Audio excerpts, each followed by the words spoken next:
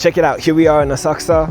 It's super Japanese, it looks awesome. If you're a tourist, I encourage you, definitely come here, take a picture, but just realize you're not getting the full picture. If you're not a tourist and you actually live here, you have to try a little bit harder to try and get the full picture. So come with me today. I'm going to take you on a little tour and try to give you a little deeper look into some of the more interesting aspects of Japanese communication, language, and culture. Here we go.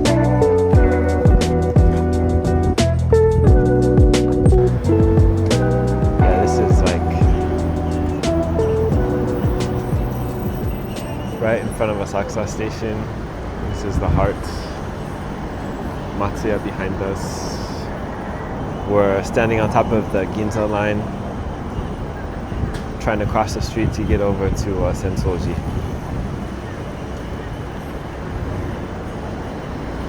This has always been a tourist spot, Asakusa, but coming back here for the first time in like 5 years, actually maybe the first time post-corona, it's crazy how many foreigners are here.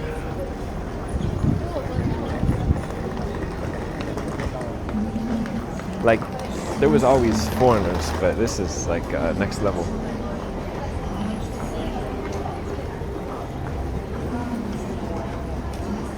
What I think is interesting though is this business where foreigners can try on kimono or yukata during the day is really taking off. So when you walk around and you see someone in traditional Japanese kimono, they're all foreigners. Japan, what are you doing, man? Come on, Japan. You guys got to represent your own culture.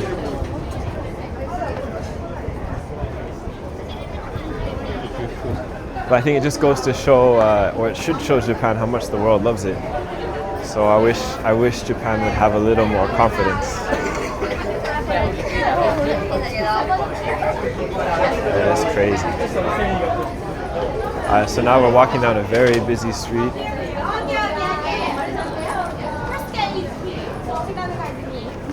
See how many languages we can hear.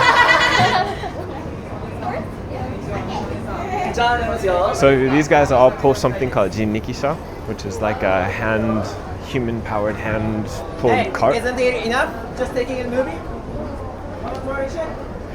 So these guys are great because they all learn different languages. They're all pretty good at English. A lot of them have started learning Chinese.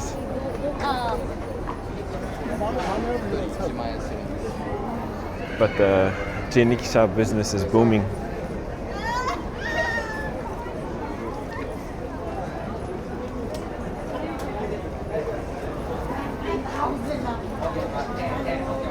Yes, you know, one of the first things that really made me cue into the problems of foreigners in Japan is it was actually one of the convenience store right here in Asakusa. Just down the street here, there's a 7-Eleven. I went in there and there was these kids from Nepal working behind the counter, and I was talking to them, and they spoke perfect Japanese, they spoke perfect English, they spoke Nepalese, they spoke Hindi, they spoke Chinese, they spoke Korean. And I was just asking them, like, man, guys, what are you doing working here? They're just like, this is the only job we can get. That's like, such a waste. So here we are at Kaminarimon.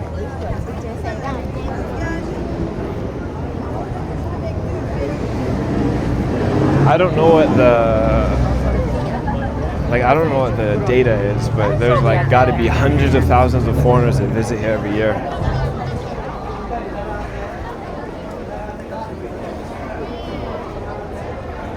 That's crazy.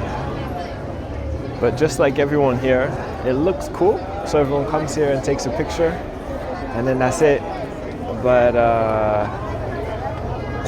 just coming places like this, there's so many hints as to what Japanese culture is really all about. But I always have to ask, how many of these people actually ever even get a small percentage of that? How many people just walk away with a picture? So I would say if you are really serious about learning Japanese, about learning Japanese culture, it can't just be a picture.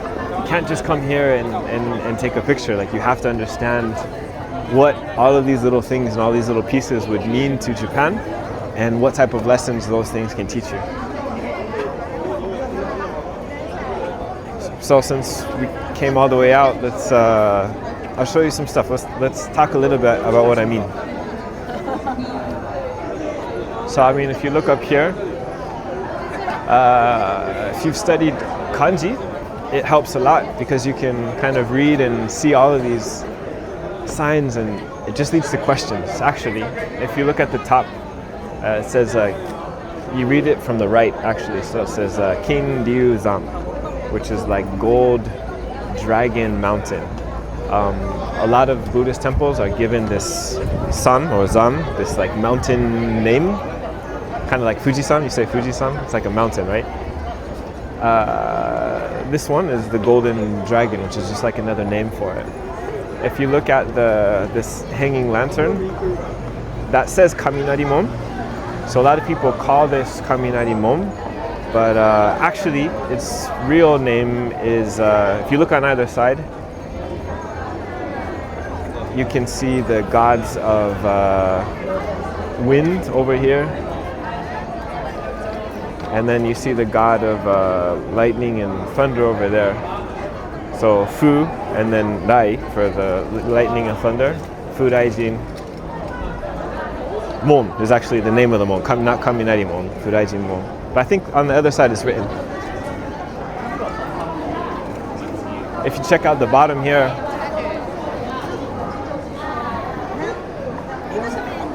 so the thing is, like when a Japanese person comes here, they already know who these characters are, because they just like, they're such a main staple in Japanese cartoons and pop culture. Like if you were a kid ever, you know, these characters just pop up in children's shows.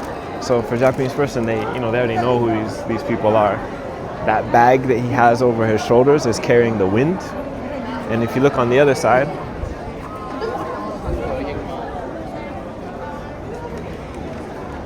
Daijin is, he has all of these taiko, all of these drums around him, and that's basically what he hits to make the thunder in the sky.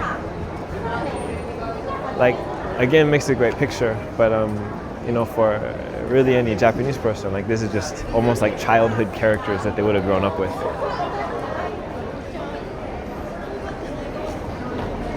If you read kanji, you can kind of get an interesting story. If you look at the bottom of the lantern, it says Matsushita Denki, and it looks old, but the problem with everything in Tokyo is that it burns down every couple of years. I mean, obviously in recent times it's been okay, but you know, it burns down.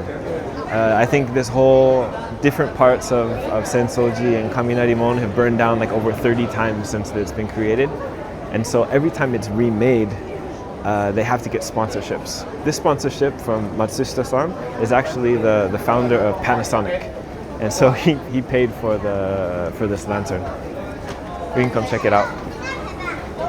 There's a dragon underneath that everyone takes pictures with.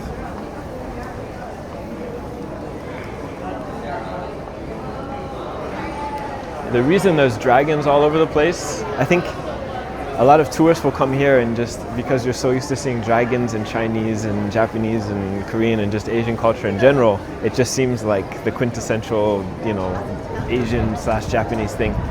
Reality, like jinja or otera or really just any traditional spots with this many dragons is not that common, but it all comes from you remember those first, the Kinryuzan?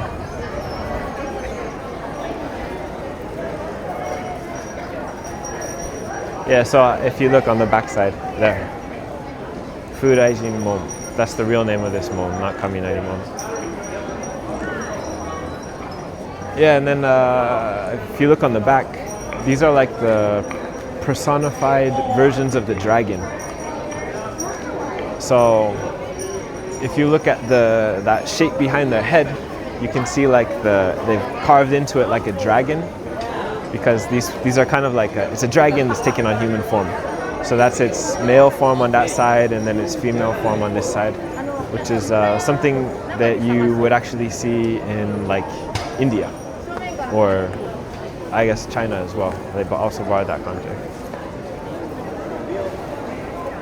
Yeah, maybe I'll show you this too. So if in Japan in general, like this is just really random. Like if you see that sign on that shop, like you'll see we were just talking about the god of the wind and the god of the thunder and stuff. Like if you ever see these demon-looking things, one of them's carrying a bag. That's the wind that he's holding in there, and on the other side, you know, those are the drums on the outside making the thunder.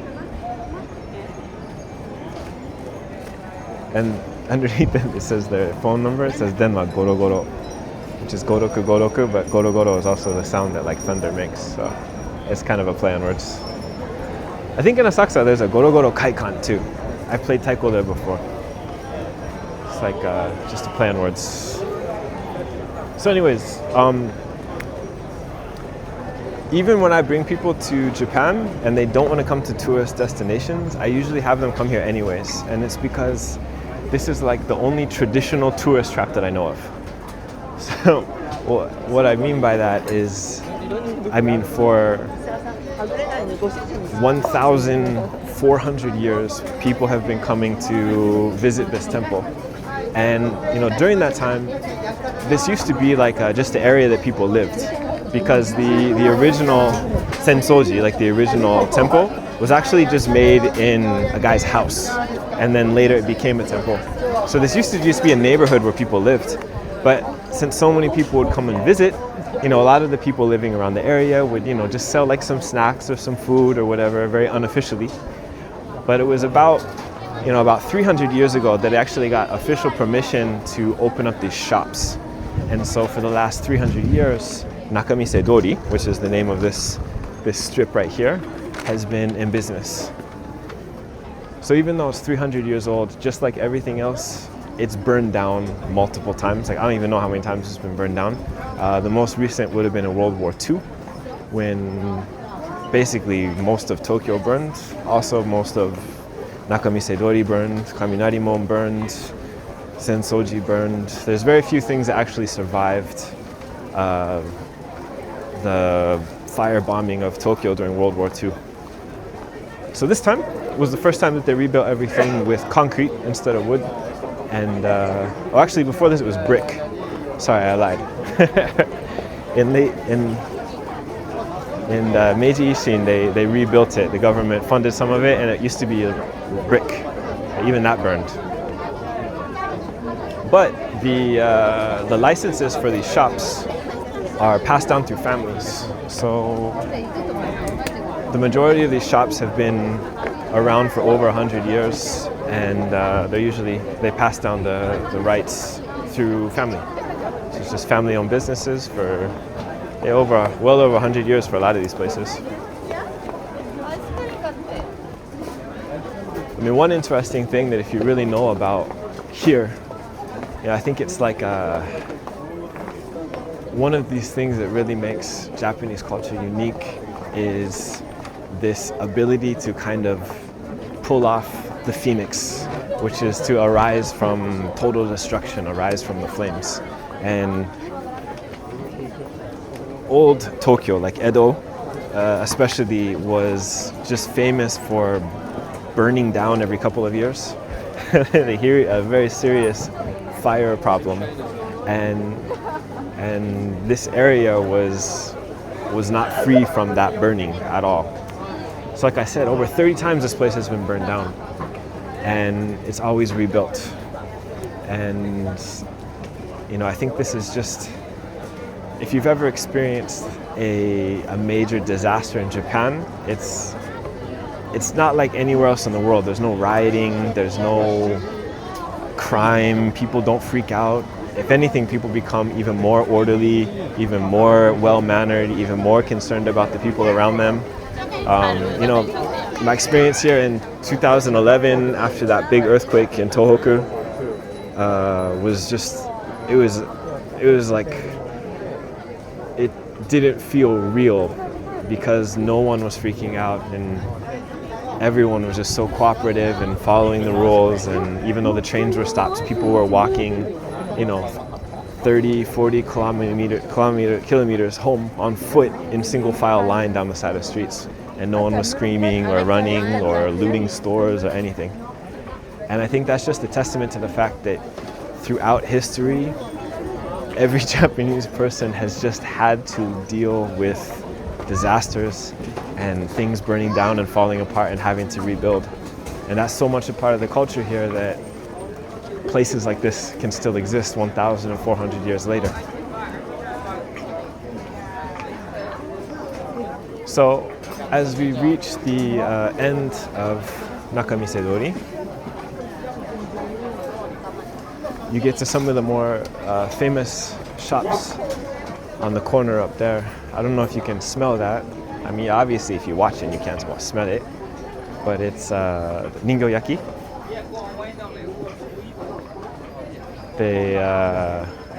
It's just like sweet bread. To be honest, I don't like it very much. But they can like, ningyo is like a doll and yaki is to, I don't know, like fry, or they're like little baked breads that you can bake into different shapes of stuff. So it's like a doll, basically.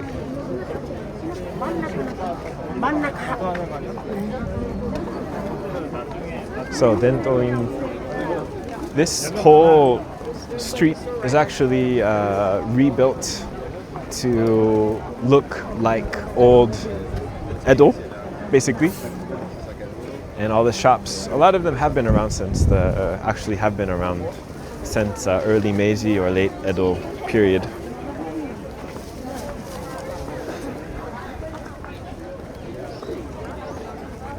So I guess as we approach the actual temple, I haven't really explained where it came from, which is also kind of interesting because I think a lot of people are interested about the religious background of Japan.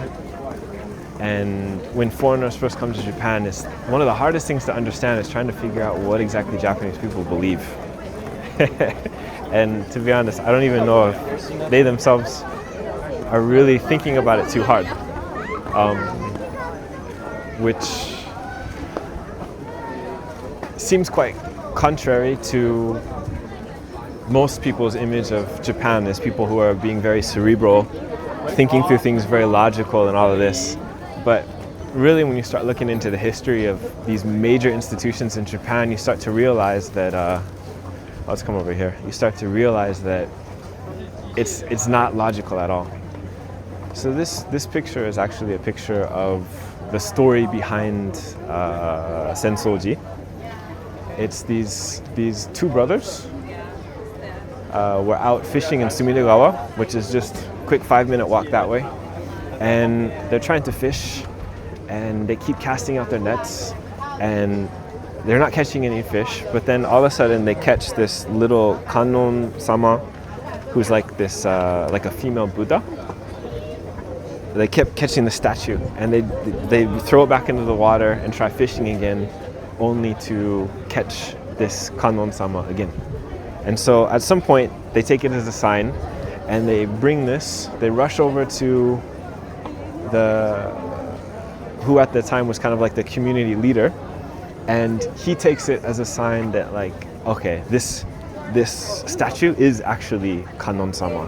And so the first Sensoji, the first temple, was actually just in a house where, I mean, people were just living in the area. It wasn't until a few years later, a few decades later, that they actually built a full-blown temple. And then throughout time, it became known as a bit of, in modern culture, we might call that like a power spot. But, like Tokugawa, like all of these major names in history came here, before battles, because it was, they felt like it gave them some kind of power or some kind of success in war. And so you'll see a lot of just very famous names. So anyways, none of it is really logical. At the time, anytime something miraculous like that happened, it would just get mushed together with local lore, local legend, the traditional Shinto beliefs, and mushed in with Buddhism, and everything was like super mixed up. And so when you come through these places, like it's hard to figure out exactly what the religion is. Is it Buddhism? Is it mythology? Is it Shintoism? Is it just some kind of like local folklore? It's very confusing. Okay, so this is the second mom. Same way. So these type of lanterns, if you ever go to like summer festivals or anything, you'll actually see a lot smaller versions of this. Sometimes they're in front of shops. They're called chochin, and they serve different functions. But at a festival, they would have the names of sponsors written on them. So even though this is like a really big one, it's no different. All of the writing on there is nothing religious. It's just the name of sponsors. And from what I hear, that the Kobunecho is just the name of a city where these sponsors come from. So it has nothing to do with religion or with the temple or anything like that. Actually, I want to show you the characters on this mall.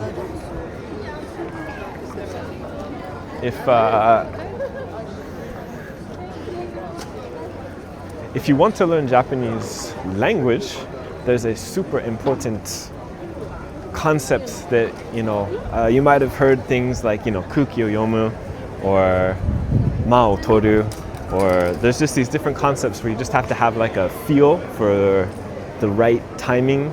They say, even in like anime, I can't remember what's Kimetsu no Yaiba. They always do like something no kokyu or something. Kokyu is breath, and it's this idea of breath and matching up your breath, and that's just kind of like the rhythm of life, is something core to Japanese philosophy, language, communication. And the birth of that actually comes from these two characters. So, if you look here, Nio-sama, it's like the difficult, I think, Chinese way of writing two, ni. It's the two kings. And then this guy is Agyo. And he's Agyo because if you look closely, his mouth is open. So originally this comes from like creation stories written in Sanskrit from like ancient India. But he's saying the first sound, which is the beginning of everything, he's speaking existence itself into existence, saying ah, so he's Agyo. So he's always shown with his mouth open. If we go to the other side, hopefully his mouth will be closed.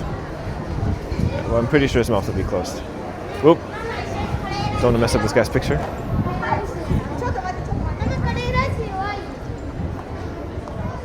Okay, yeah. So this is Ungyo. So if you look at him, his mouth is closed, and it's Ungyo.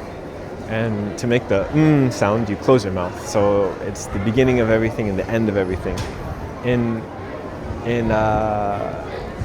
I think in like Indian or Sanskrit or Buddhist or Hindi tradition, they would say something like Om. And you hear like people meditating with that sound, Om, because that sound is the beginning and the end. In Japanese, that term is Aun. So it's Aun. So you'll often hear of this concept in Japanese culture called Aun no kokyu. And Aun is Om, is these Nio-sama no koto yitteru. And when someone says that, Aun no kokyu, they're basically, it's a phrase that means your breath matches up perfectly. And this is like the quintessential Japanese aesthetic. Just being able to have your breath match perfectly and come together, and you're perfectly in sync.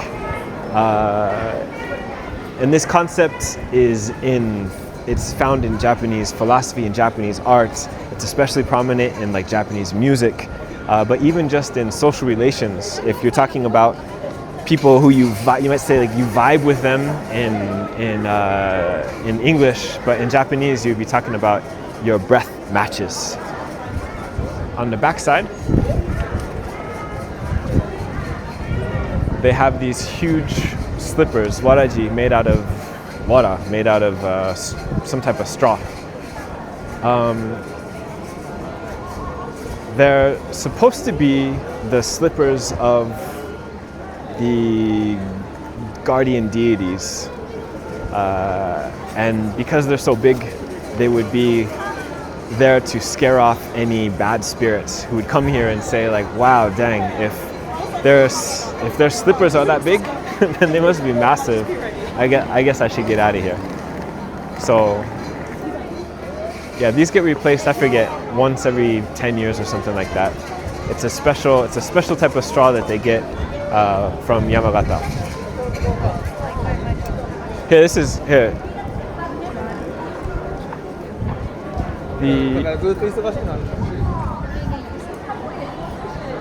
These types of, what do you call them? Pagodas. I think that's the correct term, pagodas. It's a 5-tiered pagoda,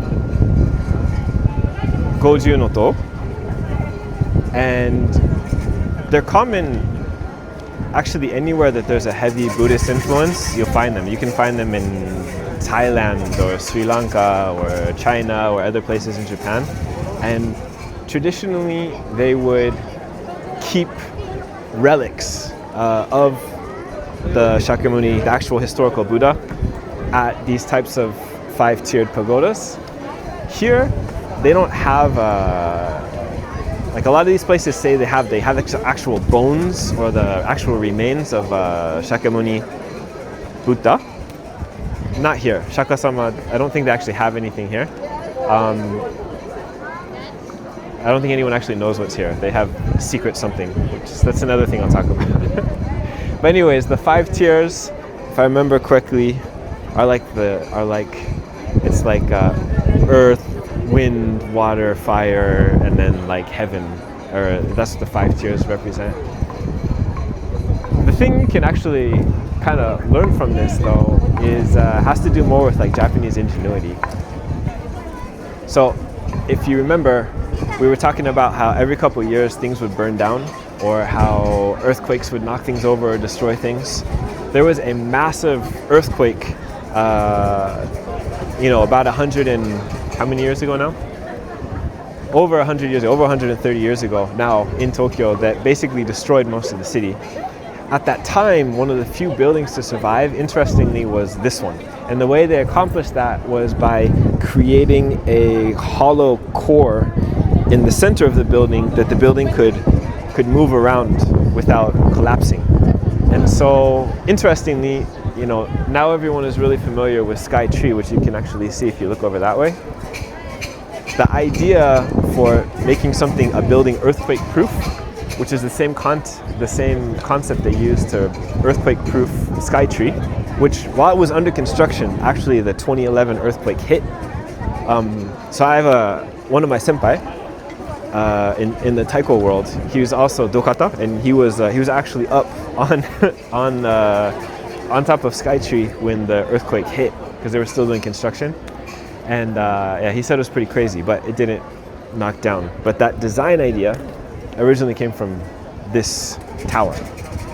At the time it said that the tower didn't break, but you see that spiral on the top or whatever, it got bent, and that was the only damage to the entire thing. And they had to rebuild it. And actually this is rebuilt. This isn't the original. So we're looking at this as if it's the original, but it's been rebuilt many times. This is a rebuild. It had to be rebuilt because it was destroyed, unfortunately, in the war. Yay. But when they decided to rebuild it, they decided to build it here because of zoning laws. So if you look around here, there's like nothing else in the area. It's just like empty. So it makes a good view, good picture, but then also there's nothing, there's no one looking down on the temple.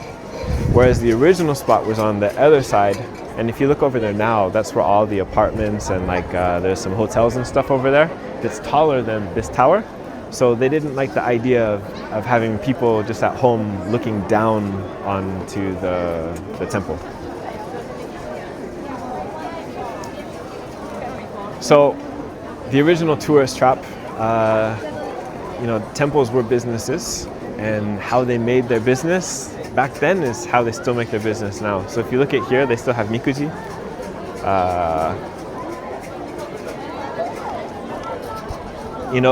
Interestingly in Japan, there's I find a lot less resistance to money being part of like very important parts of life that we might consider sacred, that shouldn't have money in Western culture.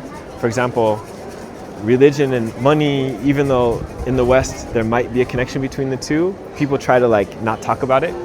Whereas in Japan, it's not really something that's hidden.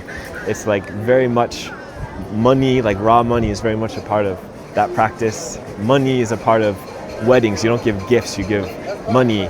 Like transactions of money can carry spiritual significance, emotional significance, and they don't really carry the same dirty, type of feel. You're not contaminating, something that's pure otherwise. So, these types of religious, businesses, there's really nothing strange about it. It's been a tradition for hundreds and hundreds and thousands of years. If you look, everyone here, what they're doing with the smoke is, they're burning incense, but it says that the smoke from the incense can heal sicknesses, take away pain. I know some people that come here before they have to do testing for school, juken, and try to make their heads smarter.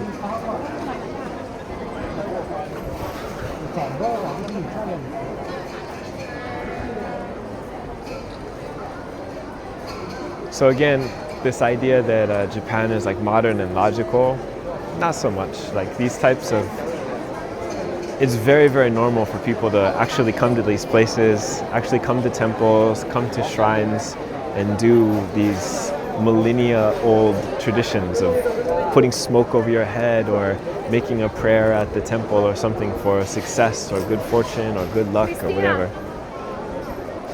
So Japan, in some ways people don't realize that they're religious because religion and spirituality is just a part of life so much.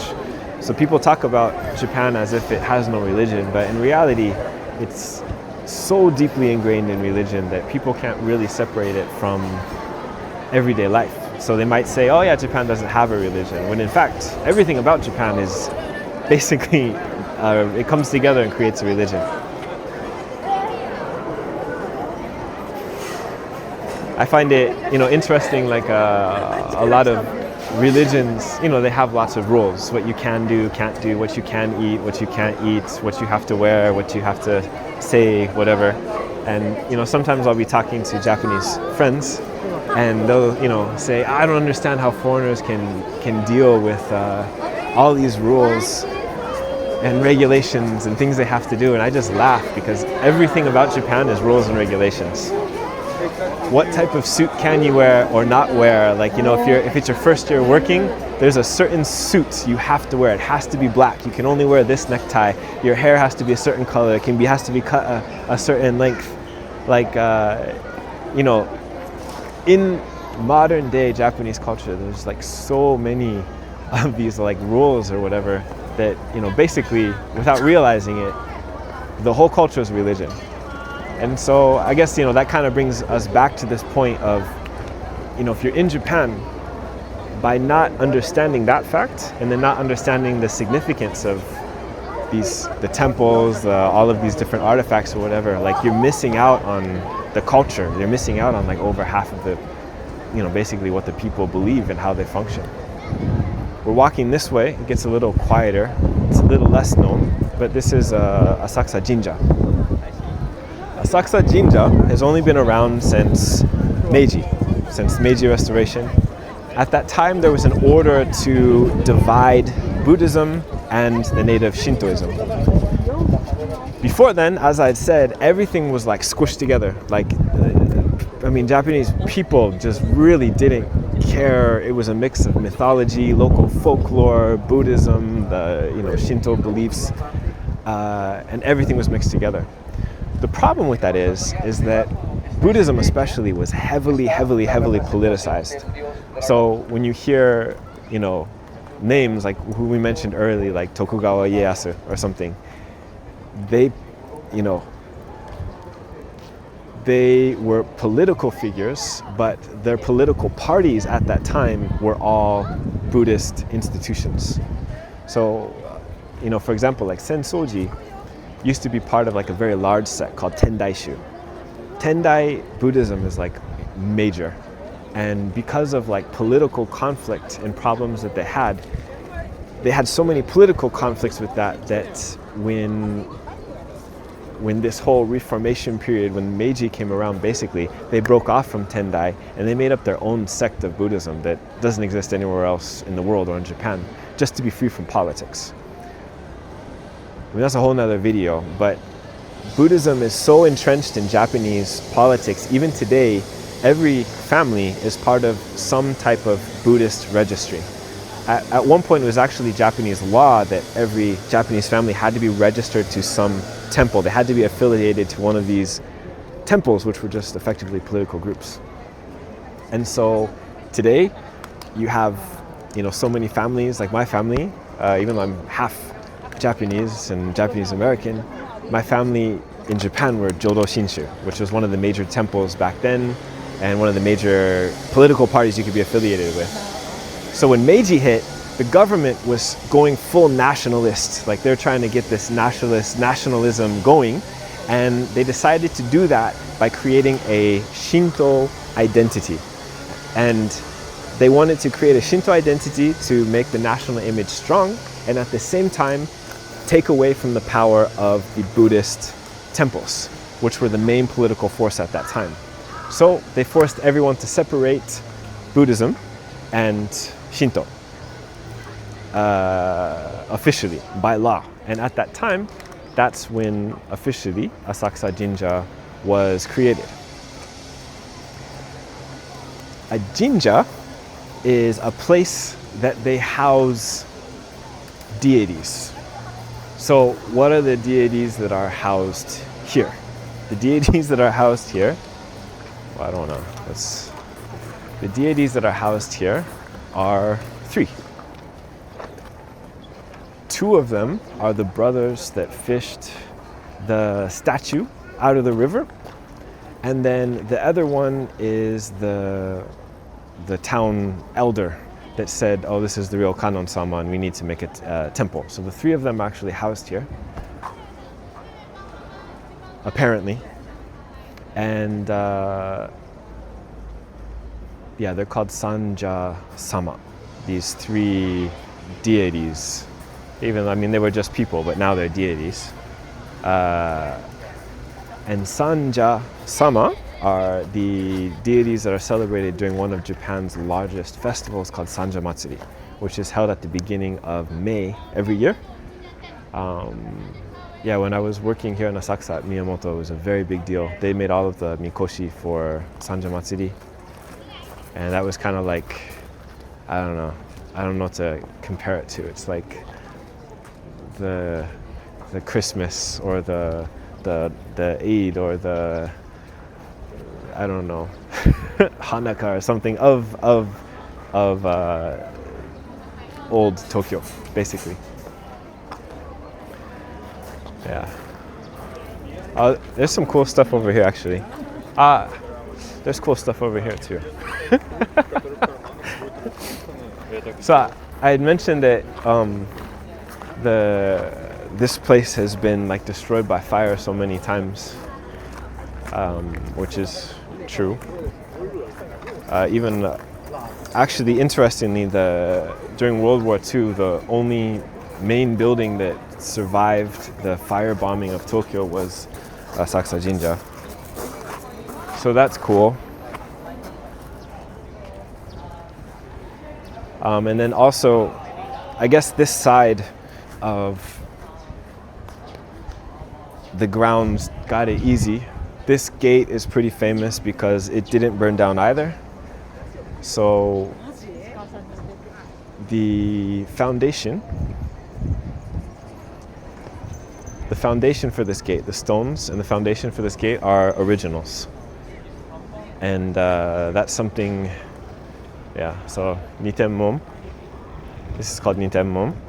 And the foundations are original, which is something we can't say for the other gates. The other gates have been moved, totally destroyed and rebuilt or whatever. But the foundations for this are still exactly the same. I don't know, do you want to see the outside?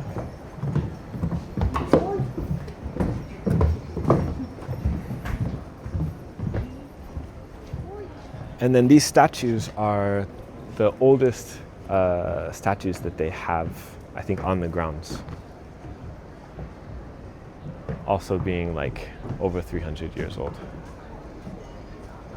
The other statues are more recently carved, again, because of fires.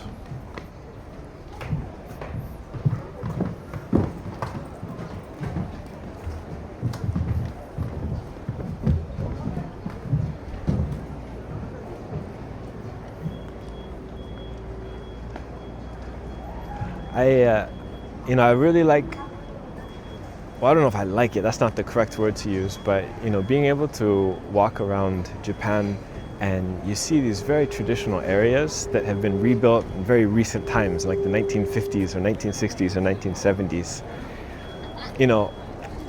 It shows very much that Japan is very much a living tradition.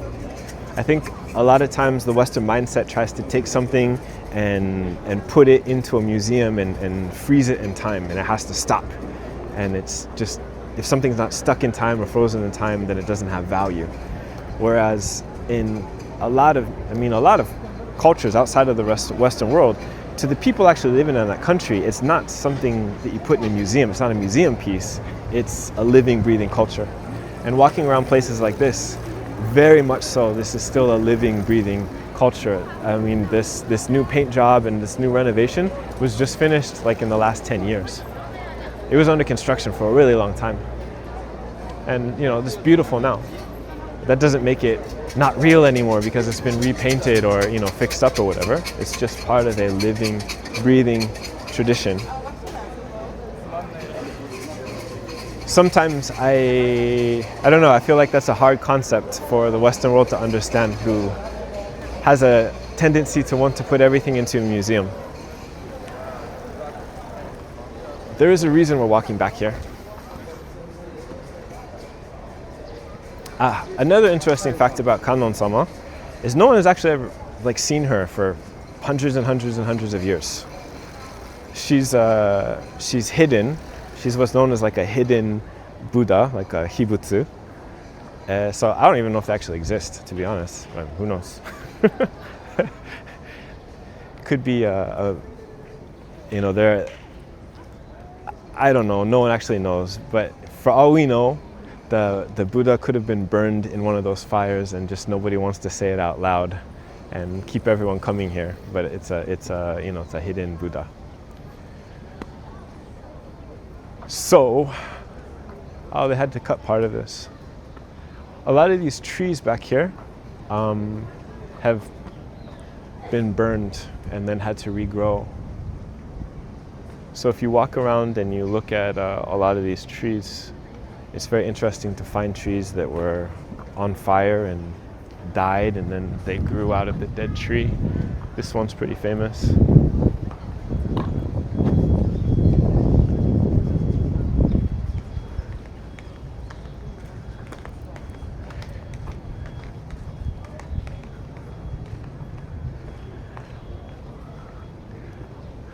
There's quite a bit of folklore in Japan in general, like surrounding trees as well. Like Shinto beliefs and culture or whatever is very much like nature or animistic focused. So there's a lot of legends about different trees. I noticed when I was traveling around Japan a lot, I felt like everywhere I went there was always some kind of tree that had some kind of legend about it. And I think the trees here, I mean, their legend is they kind of are a small symbol for, I mean, the spirit of Edo, the spirit of, Asakusa, the spirit of Sensoji, which is basically that of like essentially a phoenix, getting burned and arising from the ashes again and again and again and again. So now that we're kind of away from the hustle, I guess, I just wrap it up by saying one more time, basically, if you come to places like this, you can come as a tourist, you can come after living here for 20 years and still not know anything. And you might get a really great selfie, a really great picture, but you're not gonna really walk away learning anything or understanding anything. And Japan, Japanese language, the Japanese culture cannot be separated from these things. And so if you really, really want to learn how to live in Japan, how to succeed here, how to integrate into society, how to understand your Japanese friends, understand your Japanese co-workers, understand your Japanese spouse, you can't get out of learning culture. You can't get out of learning these things because, like I mentioned briefly, even though most Japanese people will say they don't have a religion, in practice they do.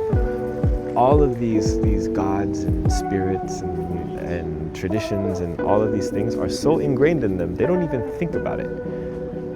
If I brought a Japanese person here, I don't have to explain to them who the wind god is and who the thunder god is, and I don't have to explain to them what to do at a jinja and what to do at a temple and what the difference is. It's just no.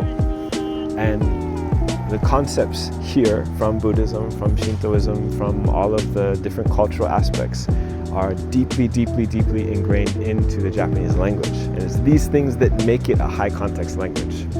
So if you want to understand the high context language, if you really want to thrive in Japan, then you don't have a choice but to learn the culture. So I hope you kind of enjoyed this little tour. Maybe learned a thing or two, and even if you didn't learn anything, maybe just opened up your eyes a little bit to the depth and what it really takes to learn the Japanese language. That's it.